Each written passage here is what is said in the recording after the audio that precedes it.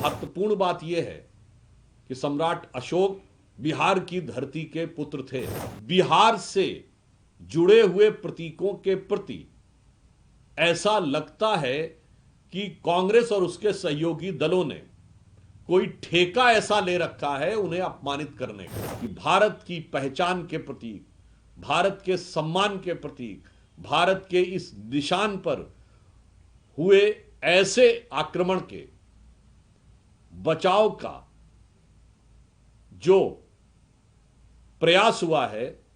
इस पर आपको देश से माफी मांगनी है। जम्मू कश्मीर में इंडी गठबंधन की सरकार के मुखिया और मुख्यमंत्री उमर अब्दुल्ला जी द्वारा जिस प्रकार से भारत के राजकीय चिन्ह अशोक स्तंभ के बारे में अवमाननापूर्ण बात कही गई है, ये इंडी गठबंधन और कांग्रेस के सहयोगी दलों में भारत की पहचान, भारत के सम्मान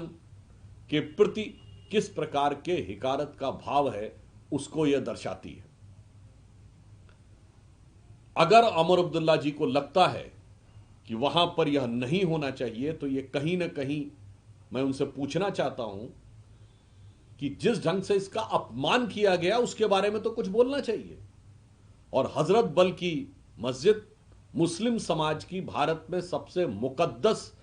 मस्जिद में से एक है, जहां पर या यूं कहूं सबसे मुकद्दस मस्जिद मानी जाती है, क्योंकि वहां पर यह मान्यता है कि पैगंबर हजरत मोहम्मद साहब का मुई मुकद्दस बाल रखा हुआ है। मगर इसका अपमान उस दिन नजर नहीं आया था जब अक्टूबर 1993 में आतंकवादियों ने कब्जा कर लिया था, तब किसी के दिल में यह बात नहीं आई थी। और आज उमर अब्दुल्ला जी जो इंडी गठबंधन सरकार के नेता हैं जम्मू कश्मीर में, वह यह बात बोल रहे हैं।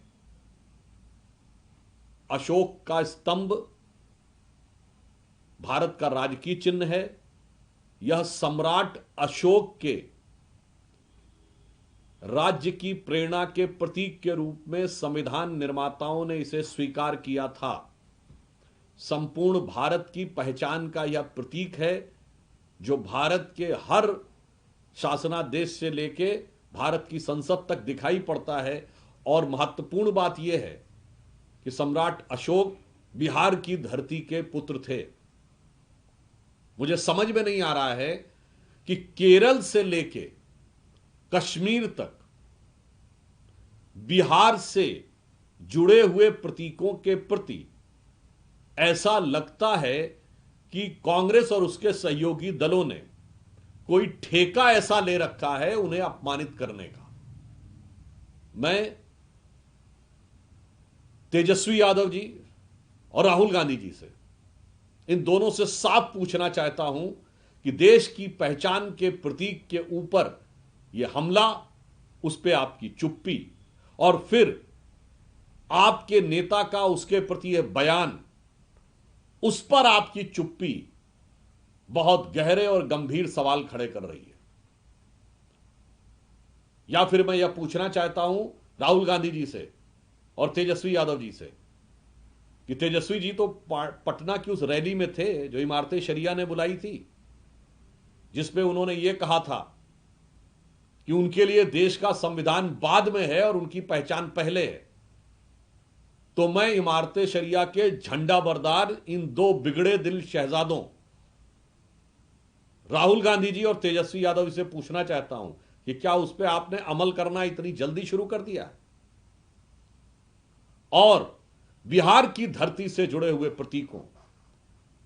भारत के महान राजाओं में से एक सम्राट अशोक जो बिहार की धरती के पुत्र थे,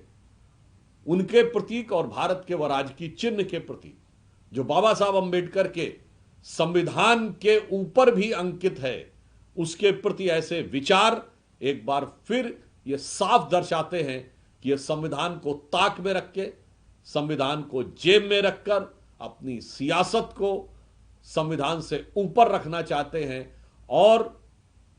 बिहार की धरती से जुड़े प्रतीकों के अपमान करने में कोई कोर्स कसर नहीं उठा रखते हैं। इसलिए हम इन दोनों नेताओं से